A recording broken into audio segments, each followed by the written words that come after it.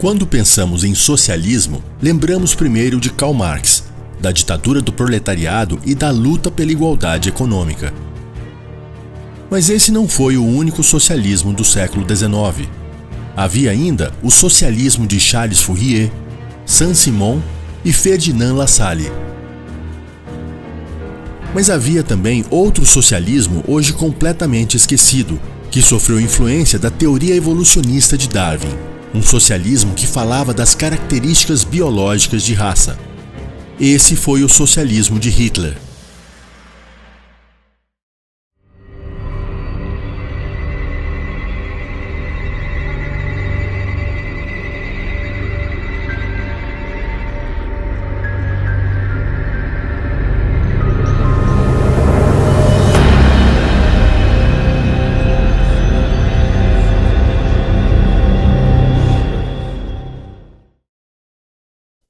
Neste documentário, vamos falar das ideias dessa ideologia nefasta que causou e ainda causa tanto sofrimento ao mundo. Para combater o neonazismo que circula na internet, não parece inteligente evitar esse assunto. Parece-me problemático declarar descobertas históricas como indesejáveis simplesmente porque alguém poderia tirar conclusões politicamente errôneas delas. Tais argumentos não são úteis em uma discussão científica. Na verdade, eles realmente tendem a atrapalhar a discussão e a pesquisa científica. É importante entender o que foram essas ideias e como Hitler pensava para não nos perdermos apenas em joguinhos inúteis de ofensas partidárias na internet. A ignorância nunca ajudou ninguém na luta contra ideias nefastas. Esse documentário, portanto, é um estudo sobre as origens ideológicas do nacionalsocialismo e das ideias desenvolvidas pelo indivíduo Adolf Hitler a partir desse socialismo em particular.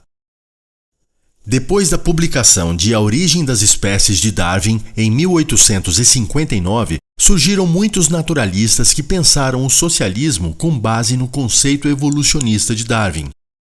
Embora o social-darwinismo seja associado frequentemente ao liberalismo e à competição no livre mercado, alguns biólogos com tendências socialistas associaram as concepções social-darwinistas a um novo tipo de socialismo. Isso foi esquecido pela história e precisa ser relembrado para contextualizar as ideias de Hitler. Assim, os biólogos alemães se encontravam em um meio intelectual no qual o pensamento biológico e o social estavam intimamente relacionados. Se os teóricos sociais estavam se apropriando tão zelosamente do darwinismo para seus próprios propósitos, não deveria parecer estranho que os biólogos entrassem em discussão. De fato, um pequeno número de biólogos darwinistas no final do século XIX, incluindo o naturalista britânico Alfred Russel Wallace, cofundador com Darwin da teoria da seleção natural, e o botânico suíço Arnold Duttel, eram socialistas. Ao contrário de seus colegas antissocialistas, eles não viam nada nessa seleção natural que entrasse em conflito com as visões políticas esquerdistas. O naturalista suíço Arnold Duttel ficou famoso no final do século XIX como um dos principais propagadores desse socialismo que se baseava na competição entre indivíduos para o melhoramento da coletividade racial da própria espécie. O historiador Richard Wickard explica essa visão citando Arnold Duttel. É pura falácia e um mal-entendido quando alguém afirma que o darwinismo é um endosso da política aristocrática, uma glorificação do privilégio de classe, ou que a teoria da seleção natural na luta pela existência leva natural e inevitavelmente à aprovação de distinções aristocráticas dentro do progresso. O oposto é o correto. Se os liberais estavam usando o darwinismo para defender a desigualdade entre os indivíduos, por que Duttel coloca o socialismo dentro da seleção natural de Darwin numa medida de igualdade para lutar contra essas concepções liberais? Richard Wickard oferece uma explicação. Duttel achava que os seres humanos nunca poderiam escapar da luta pela existência nem deveriam tentar. Ele via a competição humana como um estímulo ao progresso e chegou a afirmar que viver é lutar. No entanto, ele não acreditava que as atuais instituições sociais e políticas permitissem uma competição irrestrita. Assim, ele queria ver maior igualdade de oportunidades e condições para que todas as pessoas talentosas pudessem ascender e promover o progresso. A luta humana pela existência, na visão de Doro, não é essencialmente um empreendimento individualista e egoísta. Pelo contrário, a gradual substituição do egoísmo animal pelo altruísmo humano foi vantajosa e trouxe sucesso aos humanos na luta pela existência. Doro pensou que essa tendência na história evolutiva dos humanos fornecia uma pista para o futuro desenvolvimento da humanidade. O altruísmo continuaria a aumentar às custas do egoísmo. Em vez de eliminar a luta pela existência, sua visão, de Doro, era que o socialismo criasse maior igualdade social e econômica para que a luta fosse justa, ou seja, baseada no talento e não na riqueza. Biólogos darwinistas do século XIX, como Doro, afirmam que o socialismo deveria possibilitar uma igualdade de oportunidades para que indivíduos realmente talentosos ascendessem de acordo com o seu mérito pessoal. Sua biologia individual desenvolvida ao longo de gerações é que permitia ter talentos mais aprimorados do que outros. Portanto, eles deveriam ter os melhores postos de comando e de influência sem depender da riqueza, do status social ou de qualquer interferência pessoal individualista e egoísta.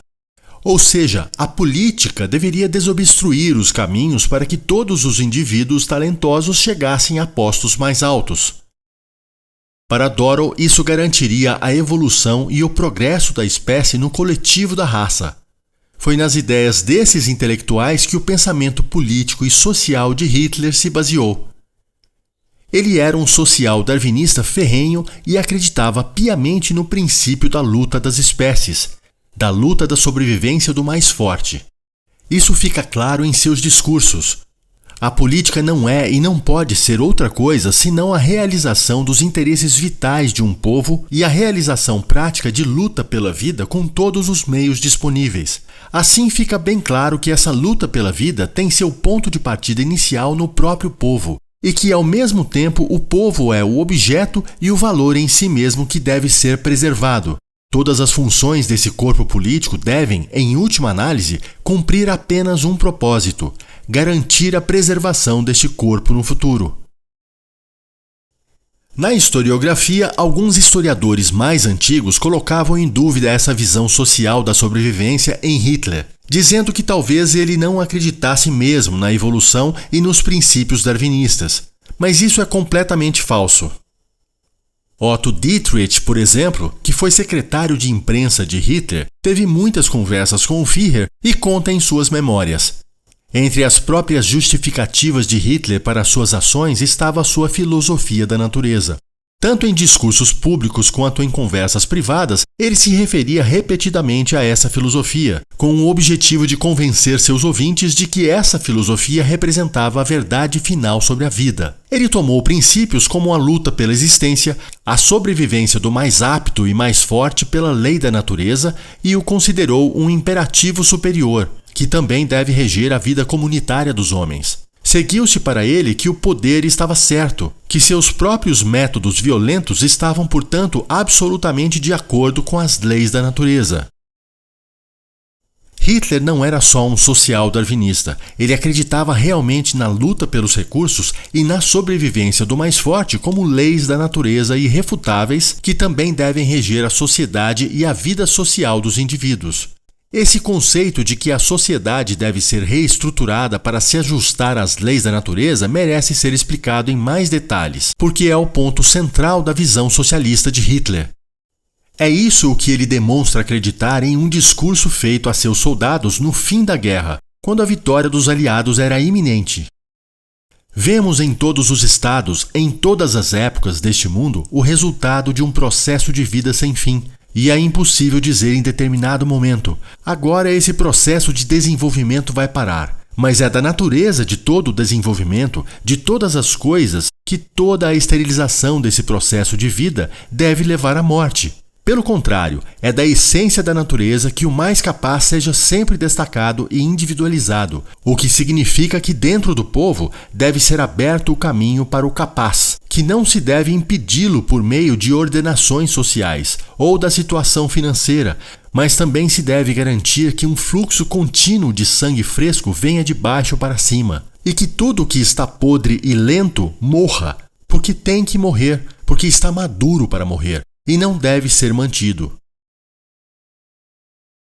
Para Hitler, o socialismo é baseado em características biológicas da luta das espécies. A comunidade nacional socialista deveria ser regida por esse princípio, que incorpora dois valores: o individualismo racial darwinista e o coletivismo social darwinista.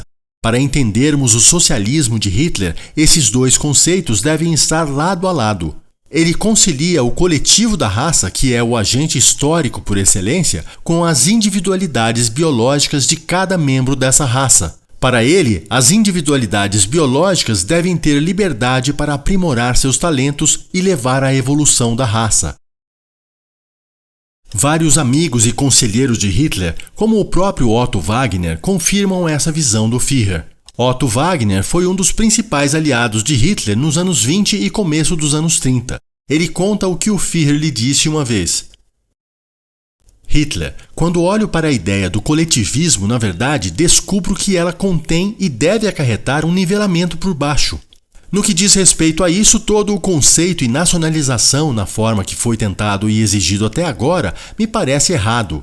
Temos que ter um processo de seleção de alguma forma, se quisermos chegar a uma solução natural, saudável e também satisfatória para um problema.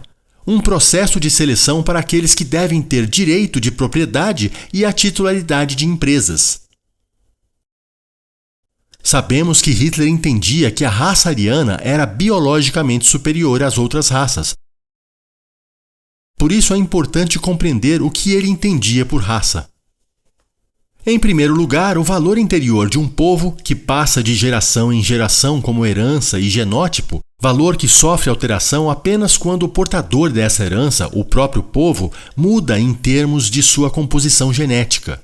É certo que os traços individuais de caráter, as virtudes individuais e os vícios individuais também se repetem nos povos, enquanto sua natureza interior, sua composição genética, não sofre nenhuma mudança essencial. Para Hitler, o que leva a raça a evoluir não é só a sua constituição anatômica, a cor dos olhos e a altura. Os vícios e as virtudes, ou seja, a moralidade e a ética em si, são características biológicas das espécies. Esses traços estão no genótipo das raças, não no fenótipo. Essa interpretação de Hitler é o que fundamenta a ideia de que a raça ariana seria superior. Outra visão pela qual precisamos entender o papel da ética evolutiva na visão de mundo de Hitler é porque Hitler, como muitos biólogos, antropólogos e eugenistas de sua época, acreditava que características morais como diligência, parcimônia e honestidade eram características biologicamente inatas. Assim, o progresso evolutivo não trouxe apenas avanço físico e intelectual, mas também produziu aperfeiçoamento moral. Como Hitler considerava a raça ariana biologicamente e moralmente superior às outras raças, qualquer coisa que promovesse o triunfo dos arianos na luta racial pela existência era moralmente bom e produziria uma ordem mundial mais moral. O extermínio de raças inferiores livraria o mundo das características imorais supostamente enraizadas em seu tecido biológico. Para Hitler, o que diferenciava o ariano das outras raças era a sua característica biológica moral, a ética do trabalho e do sacrifício. Virtudes que para Hitler não poderiam ser aprendidas por qualquer raça por meio de educação ou da engenharia social. Essas seriam características biológicas que se desenvolveram apenas na raça ariana. Há um discurso famoso de Hitler chamado Por que somos antissemitas, no qual ele explica essa visão. O que significa trabalho? O trabalho é uma atividade realizada não por vontade própria, mas por causa do próximo. Se houver uma diferença entre o homem e os animais, assim é particularmente no trabalho, que não se origina de um instinto, mas vem da compreensão de uma necessidade. Dificilmente uma revolução teve um efeito tão profundo quanto a lenta revolução que gradualmente transformou o homem preguiçoso dos tempos primitivos no homem que trabalha. Quando eu disse que esse processo representa uma lenta, mas talvez a maior de todas as revoluções na história da humanidade, então deve-se supor que também essa revolução teve que ter uma causa, e esta causa foi a maior deusa dessa terra, aquela que é capaz de chicotear os homens ao máximo, a deusa da dificuldade, o processo de seleção natural. Podemos ver essa dificuldade no início da pré-história, sobretudo na parte norte do mundo, naqueles enormes desertos de gelo onde apenas a existência mais escassa era possível. Aqui os homens foram forçados a lutar por sua existência, por coisas que estavam disponíveis sem trabalho no sorridente sul, em abundância. O norte forçou os homens a continuarem suas atividades, produção de roupas, construção de residências, etc. Primeiro eram cavernas simples, depois cabanas e casas. Em suma, ele criou o princípio do trabalho. Quem estava fraco e doente não conseguia sobreviver ao terrível inverno e morria prematuramente. O que restou foi uma raça de gigantes fortes e saudáveis. Mais uma característica dessa raça nasceu. Onde o homem é amordaçado externamente, ele começa a se desenvolver internamente. Externamente limitado, internamente ele se torna ilimitado. Quanto mais o homem, devido às forças externas, deve depender de si mesmo, mais profunda vida interna ele desenvolve e mais ele se volta para dentro. Essas três conquistas: 1. O princípio reconhecido do trabalho como um dever, a necessidade, não apenas por egoísmo, mas para a preservação de todo o grupo de pessoas. 2. A necessidade de saúde corporal e, portanto, também de saúde mental. 3. A vida espiritual profunda. Tudo isso deu às raças do norte a capacidade de ir ao mundo e construir estados. Ou seja, os povos arianos teriam evoluído porque desenvolveram virtudes que os tornaram a única raça na história capaz de fundar e manter estados e civilizações. Enquanto os judeus, nessa concepção, formavam uma raça incapaz de fundar um estado. Vale lembrar que o Estado de Israel só foi fundado em 1948, depois de Hitler ter perdido a Segunda Guerra. Já entre os alemães, a ética de amor pelo trabalho e a ética do sacrifício comunal se desenvolveram em meio às dificuldades climáticas. Hitler continua em seu discurso. A luta contra os duros elementos nórdicos tornou uma ética de trabalho absolutamente necessária para a sobrevivência. Assim, ao longo dos tempos, os arianos desenvolveram o amor hereditário pelo trabalho. Portanto, arianismo significa concepção moral do trabalho, e através daquilo de que falamos tantas vezes hoje: socialismo, senso de comunidade e bem comum antes dos interesses individuais. Hitler deixa muito claro que para ele socialismo é sinônimo de arianismo, e o arianismo é um conjunto dessas virtudes que se desenvolveram na biologia ariana, como a ética do trabalho pelo trabalho e o sacrifício pela comunidade. Segundo Hitler, o ariano se desenvolveu para ser uma raça socialista. Para ele, o valor do trabalho é o próprio trabalho em si.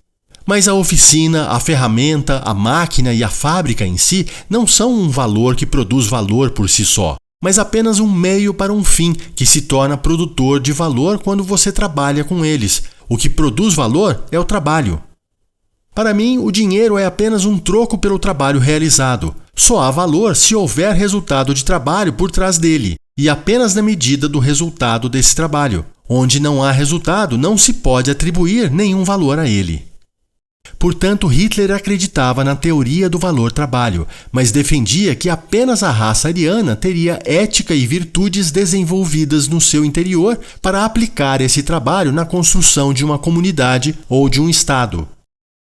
Ou seja, o ariano não seria superior por ser mais inteligente, mas por ser altruísta, por ter disposição de colocar suas habilidades a serviço da comunidade. Essa vontade abnegada de dar o próprio trabalho e, se necessário, a própria vida pelos outros é mais fortemente desenvolvida no ariano. O ariano não é maior em suas qualidades mentais como tal, mas na extensão de sua disposição de colocar todas as suas habilidades a serviço da comunidade. No ariano, portanto, o instinto de autopreservação atingiu a forma mais nobre, já que ele voluntariamente subordina seu próprio ego à vida da comunidade, e se a hora exigir, até o sacrifica. O historiador Richard Rickard explica essa visão da superioridade natural do ariano na concepção de Hitler da seguinte maneira. Na visão de Hitler, então, a raça ariana era a raça mais avançada principalmente porque era mais altruísta. Os verdadeiros arianos sacrificaram seus próprios interesses pelos interesses dos outros, pelo menos se os outros forem companheiros arianos. Eles tinham uma inclinação instintiva para seguir o lema nazista, bem comum antes dos interesses individuais. Esse espírito de autossacrifício e preocupação com a comunidade refletia o senso moral e ético da raça alemã, de acordo com o programa nazista de 25 pontos. É nesse sentido que o antissemitismo de Hitler era justificado. Segundo ele, o ariano entende o trabalho como a base para a preservação da comunidade, do povo. O judeu o vê como um meio de explorar os outros povos. Não importa se esse indivíduo judeu é decente ou não, ele traz dentro de si os traços de caráter que a natureza lhe deu, e nunca pode se livrar disso. Se para Hitler o ariano é superior por causa de sua genética altruísta, a raça judaica é inferior por causa de sua genética individualista, que não concebe o trabalho pelo trabalho, o sacrifício individual pela sua coletividade racial. É uma raça que, segundo Hitler, se desenvolveu para ser egoísta e explorar o trabalho do povo ariano.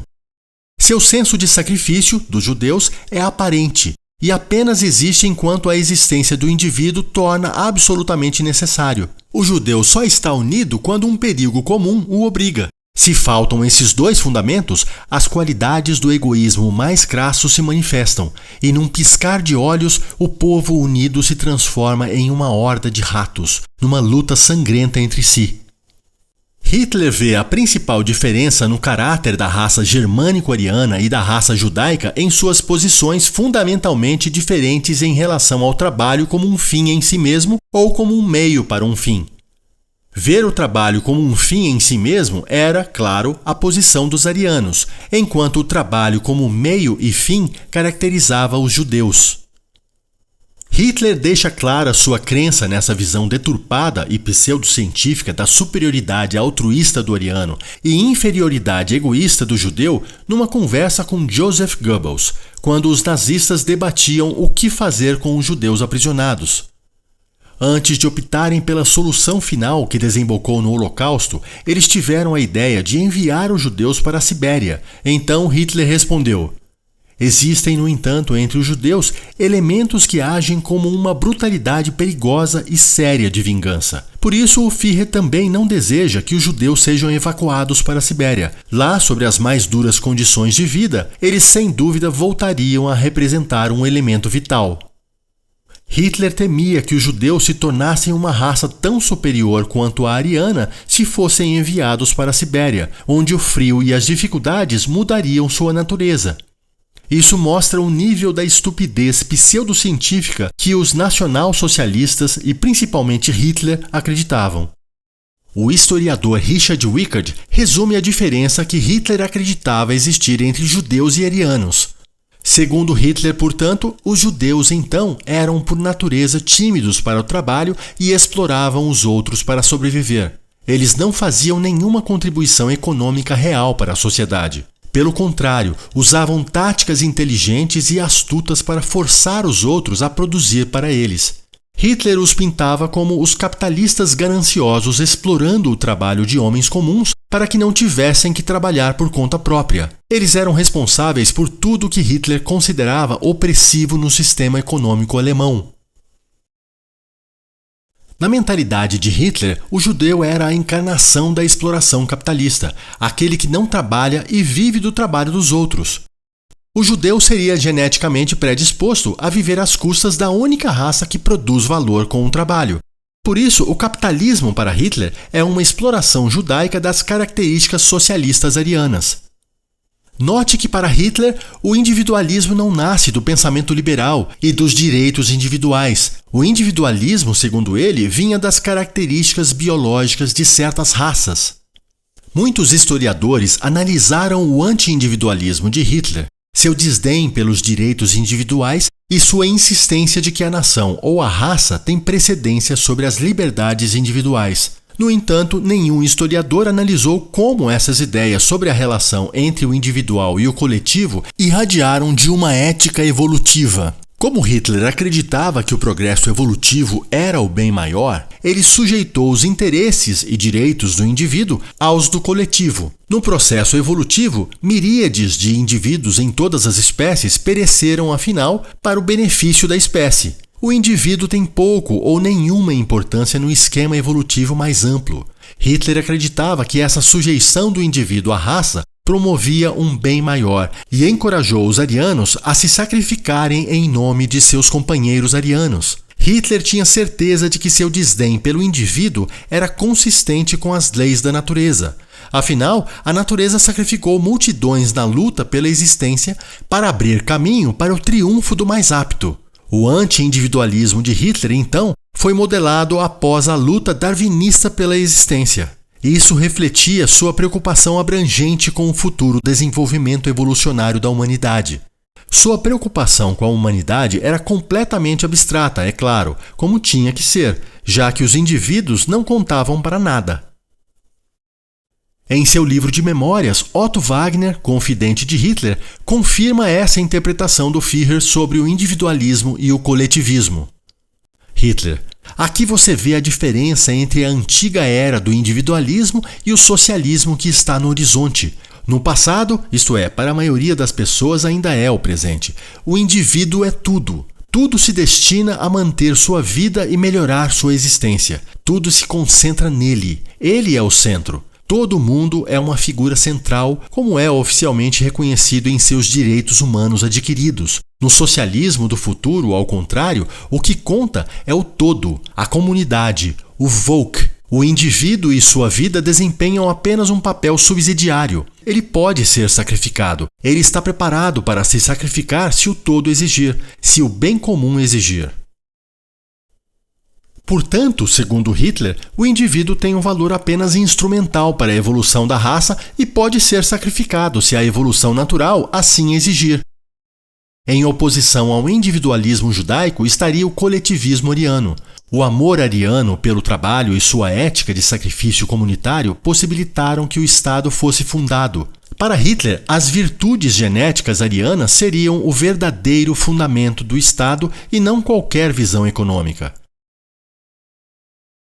Para ele, o desejo de preservar a espécie é a primeira causa para a formação das comunidades humanas. Assim, o Estado é um organismo nacional e não uma organização econômica. Uma diferença tão grande quanto incompreensível, particularmente para os nossos chamados estadistas de hoje. É por isso que eles pensam que podem construir o Estado através da economia, quando na realidade ele resulta e sempre resultará apenas da ação daquelas qualidades que estão de acordo com a vontade de preservar a espécie, a raça.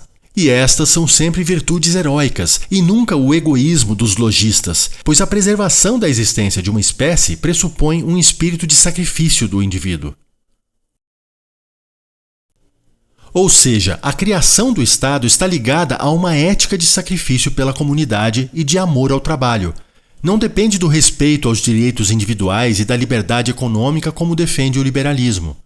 O socialismo para Hitler é resultado dessas características genéticas do ariano, que são o próprio fundamento do nacionalismo, ou seja, o sacrifício do indivíduo pela sua comunidade, pela sua nação. Esse é o significado da expressão nacional-socialista para Hitler. O socialismo seria nacional porque surgiu da natureza ético-biológica do ariano. A raça ariana teria sido a única capaz de desenvolver o verdadeiro socialismo. Temos a convicção de que o socialismo, em nosso sentido, pode ser e será encontrado em nações e raças arianas. E, portanto, em primeiro lugar, esperamos em nosso próprio povo e estamos convencidos de que, desse modo, o socialismo é inseparável do nacionalismo. Otto Dietrich também afirma em suas memórias que o nacionalismo e o Estado estão intrinsecamente ligados às características genéticas socialistas da raça ariana. Hitler disse ao povo que a recuperação nacional seria alcançada apenas por meio de medidas sociais e que os objetivos socialistas só poderiam ser alcançados em bases nacionalistas. O conceito nacional que ele pregava era a criação do Estado sem classes, estabelecendo uma Volksgemeinschaft, uma comunidade racial do povo, eliminando os males do sistema partidário e resolvendo o problema judaico. O princípio governante dessa comunidade nacional seria o bem comum antes do bem individual. Antes de Hitler entrar para o que chamamos de Partido Nazista, o nome da agremiação era Partido dos Trabalhadores Alemães. A inclusão das palavras nacional-socialista no nome do partido foi feita por Hitler. E agora que entendemos a origem da expressão nacional-socialismo para Hitler, fica mais claro como são desinformadas as análises que muita gente faz na internet sobre o termo nacional-socialismo. Humberto Matos e Elias Jabbour, por exemplo, já fizeram vídeos no YouTube dizendo que Hitler cunhou o termo nacional-socialismo apenas para enganar a classe trabalhadora. Portanto, a expressão nacional-socialismo seria ideologicamente vazia. Vimos agora como isso é falso. O nome do partido refletia a visão darwinista de Hitler, de que o socialismo era um traço ético evolutivo dos alemães e que o nacionalismo estava ligado ao senso comunitário do ariano. Nacionalismo e socialismo estavam inextricavelmente ligados na mente de Hitler. Ele frequentemente afirmava que os dois eram idênticos. O próprio nome do partido, que Hitler mudou em 1920 de Partido dos Trabalhadores Alemães para Partido Nacional Socialista dos Trabalhadores Alemães, refletia essa identificação de nacionalismo e socialismo. Para Hitler, o socialismo não significava igualdade econômica ou propriedade pública dos meios de produção, mas sim um sistema econômico caracterizado por cada um trabalhando para o bem de toda a nação. Cada um deve sacrificar seu tempo, energia e bens materiais para promover o bem-estar comum da nação e do povo alemão, definido racialmente, é claro. Otto Wagner, que foi amigo de Hitler por quase 10 anos, partilhava da mesma opinião. Não me coloquei no caminho da política para abrir caminho para um socialismo internacional. Trago ao povo alemão um nacional-socialismo, a teoria política da comunidade nacional. O sentimento de unidade de todos os que pertencem à nação alemã e que estão preparados e dispostos a sentir-se parte indissociável, mas também corresponsável da totalidade da nação, leia-se raça. Portanto, está claro que o termo nacional-socialismo não foi uma estratégia de Hitler para roubar trabalhadores de outros movimentos socialistas para sua causa. Hitler mudou o nome do partido baseado em sua visão político-darwinista de mundo, de que os arianos eram a única raça que desenvolveu a ética socialista de sacrifício comunitário. Agora que compreendemos os aspectos ideológicos do individualismo e do coletivismo em Hitler, podemos ver como ele aplicou sua visão de mundo na prática, nas políticas públicas. O próprio Hitler explica: uma revolução tem 3 objetivos principais. Em primeiro lugar, trata-se de quebrar as divisões entre as classes, de modo a permitir a ascensão de todos os indivíduos. Em segundo lugar, trata-se de criar um padrão de vida que garanta aos mais pobres uma existência digna. Por fim, trata-se de agir de modo que os benefícios da civilização se tornem propriedade comum. A Revolução Nacional Socialista buscava uma comunidade na qual todos os indivíduos da raça deveriam ter as mesmas oportunidades para ascender e conquistar postos adequados às suas habilidades desenvolvidas geneticamente, não para a felicidade individual, mas para o bem da coletividade racial, para garantir a continuidade da evolução da raça. Otto Dietrich explica: Hitler queria garantir sua continuidade estabelecendo um sistema permanente e funcional para a seleção de líderes. Para tanto, todas as barreiras de privilégio deveriam ser removidas. Os líderes em potencial que buscavam elevar-se acima das amplas massas do povo não deveriam ser prejudicados por nascimento ou condição econômica. Só a competência seria qualificação para a liderança nesse novo Estado. Os melhores jovens da nação deveriam ser constantemente recrutados entre o povo. Deveriam se juntar à liderança e crescer na vida pulsante da nação. Assim, o Estado estaria assegurado tanto da estabilidade quanto do progresso. Ele avançaria para o ponto mais alto possível da evolução. Esse sistema de renovação perpétuo de forças criativas se desenvolvendo no ritmo próprio da sociedade constituiria a melhor e mais moderna forma de Estado, a mais benéfica para o bem público e, ao mesmo tempo, a mais justa para cada indivíduo. Com isso, Otto Dietrich quis dizer que o Estado alemão deve garantir a evolução da raça em primeiro lugar, porque abriria as portas para que os talentos arianos florescessem e beneficiassem toda a comunidade racial ariana. Era um socialismo que garantiria a igualdade de oportunidades para que o talento individual de cada um pudesse ser útil para a coletividade racial, independentemente da origem de classe e do poder econômico. Cada um deve se sacrificar e trabalhar de acordo com suas aptidões para a coletividade da raça. É o que o historiador Rainer Zitelmann conclui sobre o comentário de Otto Dietrich. Nessa declaração de Dietrich, a natureza do conceito de Hitler torna-se claramente visível. Privilégios tradicionais e barreiras de classe devem ser abolidos para abrir o caminho para o avanço social aos membros das classes socialmente inferiores, particularmente os trabalhadores. Isso, é claro, não era um conceito para o desenvolvimento do indivíduo, mas para o benefício máximo da comunidade nacional. Hitler era indiferente ao indivíduo como tal, que era importante apenas em sua função e utilidade para a comunidade nacional alemã. E de acordo com Hitler, isso seria mais bem servido se as tradicionais barreiras de classe fossem removidas e todos os membros da Volksgemeinschaft tivessem a possibilidade de participar da luta pelo avanço social, definida em termos sociais darwinistas. Portanto, Hitler pretendia criar uma estrutura estatal administrativa socialista que permitisse igualdade de condições e acabasse com qualquer preconceito de classe, para favorecer a lei natural da luta das espécies para o melhoramento da raça. O conceito socialista desenvolvido por Hitler partiu da pergunta: por qual princípio a justiça social e a harmonia dos interesses econômicos podem ser mais bem alcançadas, dadas as diferenças naturais entre os homens? A resposta de Hitler foi: o princípio da eficiência socialista, ao estabelecer a igualdade de condições na competição econômica, produzirá a solução mais justa e, ao mesmo tempo, mais bem-sucedida. Consequentemente, ele exigia oportunidades iguais para todos, abolição de todos os privilégios de nascimento e classe, quebra do monopólio educacional da classe proprietária, eliminação da renda imerecida, quebra da servidão aos juros e o destronamento do ouro, já que o ouro é um fator econômico improdutivo. Em seu pensamento econômico, o trabalho que gera mais trabalho substitui o ouro. Em vez do interesse capitalista, ele insistia na produtividade econômica do povo. O próprio Hitler deixou claro em vários discursos a posição de seu socialismo nesses mesmos termos. O propósito do socialismo também deve ser que um povo se torne saudável, que o povo se eleve por meio desse socialismo. Quando percebo que o socialismo não deve ser uma frase partidária, mas uma doutrina para elevar os mais pobres, os mais baixos de um povo, a melhorar suas condições de vida, então tenho que entender que só posso conseguir isso se toda a comunidade estiver pronta para isso, quando todo um povo se colocar a serviço desse movimento. Socialismo significa para nós não a solução da questão trabalhista, mas sim a ordenação de todos os camaradas raciais alemães em uma verdadeira comunidade viva. Significa a preservação da evolução do folk com base nas específicas leis da evolução da espécie.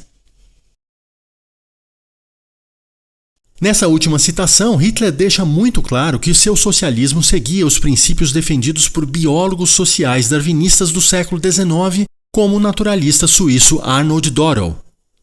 Embora Hitler acreditasse claramente na desigualdade biológica humana que produziria desigualdades políticas, econômicas e sociais, ele abraçou um tipo de igualdade, a igualdade de oportunidades. Assim como para Büchner e para alguns outros socialistas moderados antes dele, seu socialismo era um sistema meritocrático que permitia a cada indivíduo ter sucesso ou fracassar com base em suas próprias qualidades e habilidades. Em vez do capital herdado dos privilégios aristocráticos determinarem o curso da vida de alguém, a luta pela existência deveria decidir o destino do indivíduo. É por isso que Hitler insistia tanto em fornecer educação universal a todos os jovens alemães e superior gratuita para aqueles mais capazes.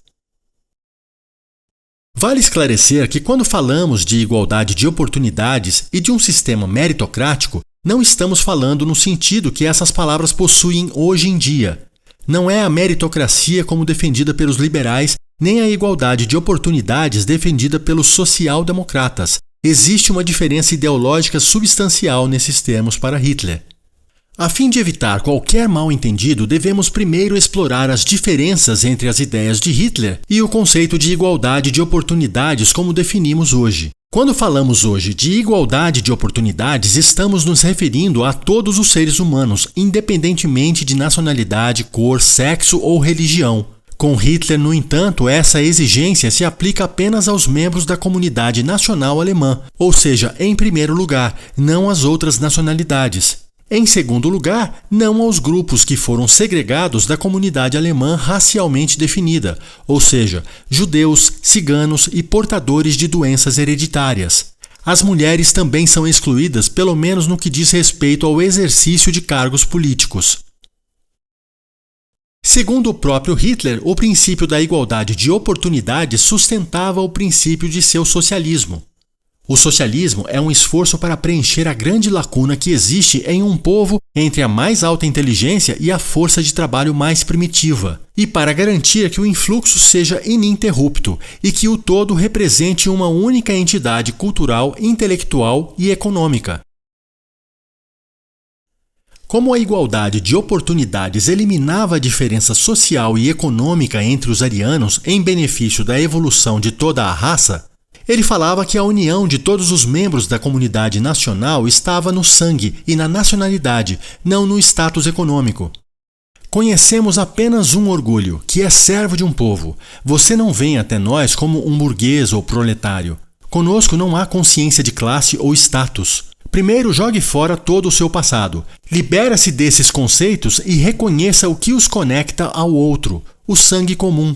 Ambos se comunicam com uma linguagem comum e que, portanto, lideram juntos a luta pela existência. Não se afastem um do outro. O destino os trouxe até aqui. Depende de vocês se vão se conhecer ou se vão lutar uns contra os outros. Pois na guerra do proletário contra a burguesia e vice-versa não há vitória, apenas vencidos. Hitler quer abrir as comportas para as massas trabalhadoras arianas porque ele vê que é no povo trabalhador que reside uma força vital do sangue ariano. Ele quer criar um sistema político-econômico que possa garantir a qualquer um desenvolver suas possibilidades individuais. Se alguém me perguntar por que você é socialista, eu respondo: porque não acredito que nossa nação possa sobreviver como nação, a longo prazo, se não for saudável em todas as suas partes. Não consigo imaginar nenhum futuro para nossa nação. De um lado, vejo uma burguesia bem nutrida, enquanto ao lado dela caminham as figuras de trabalhadores emaciados. Eu pergunto, como será o nosso futuro? A única coisa que me interessa é a minha nação. Como será daqui a 100 anos? E isso é tudo que importa. Não sou socialista por pena do indivíduo, apenas por consideração à minha nação. Eu quero que a nação que nos deu nossas vidas também tenha uma existência no futuro. É incrível que ainda haja dúvidas sobre o socialismo de Hitler, até porque seus discursos explicando esse socialismo não eram raros. Aqui segue outro exemplo. Somos socialistas porque sabemos que valores fundamentais residem em todas as classes do nosso povo. Estamos convencidos da necessidade de elevar um status dos trabalhadores manuais não por sentimentalismo, ou por medo de que essa classe se rebele e se torne revolucionária, mas sim porque é necessário, porque sabemos que nela estão contidas forças valiosas do nosso povo, que do contrário seriam perdidas. O povo está saudável quando ocorre um fluxo contínuo do que é bom e de pessoas determinadas que surgem de baixo para cima. As camadas superiores são complementadas com sangue novo, para que não prevaleça uma espiritualidade vazia e alheia à vida, mas sim uma espiritualidade permeada por forças vivas e frescas que residem na ampla massa. O anticapitalismo nessa ideologia nacional-socialista é a base sobre a qual Hitler argumenta que é preciso atuar. Eu só ajo no interesse de um povo quando me esforço com o maior zelo para que uma nação inteira, desde que seja ativa e valiosa, possa permanecer viva. Quem é valioso então? Valioso é uma pessoa que trabalha e contribui para a sua nação às custas e com base em suas habilidades. Meus queridos amigos, o inimigo mais terrível do nosso nacional-socialismo é a ganância pelo lucro de um lado e a arrogância social do outro. Vale lembrar a famosa frase de um socialista anterior a Marx, mas que Marx tornou célebre ao usá-la no livro Crítica da Política Econômica: de cada qual segundo sua capacidade, para cada qual segundo sua necessidade. Foi isso que Hitler disse com outras palavras. O povo se sacrifica para a comunidade de acordo com sua capacidade e talento para as necessidades do outro, do coletivo e da raça. É a mesma ideia formulada de um modo diferente. Hitler toma esse adágio socialista e o reformula dentro do seu socialismo de igualdade de oportunidades. Esse socialismo social darwinista parece estranho para nós porque foi esquecido pela história.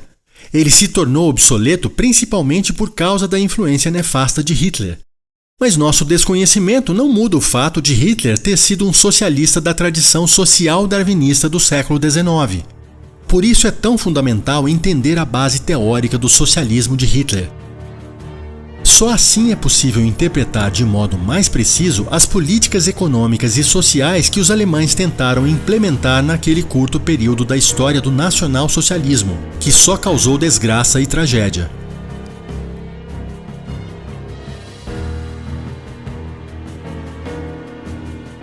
Se você gostou da parceria dos canais João Eigen e Manual de História, deixe seu comentário.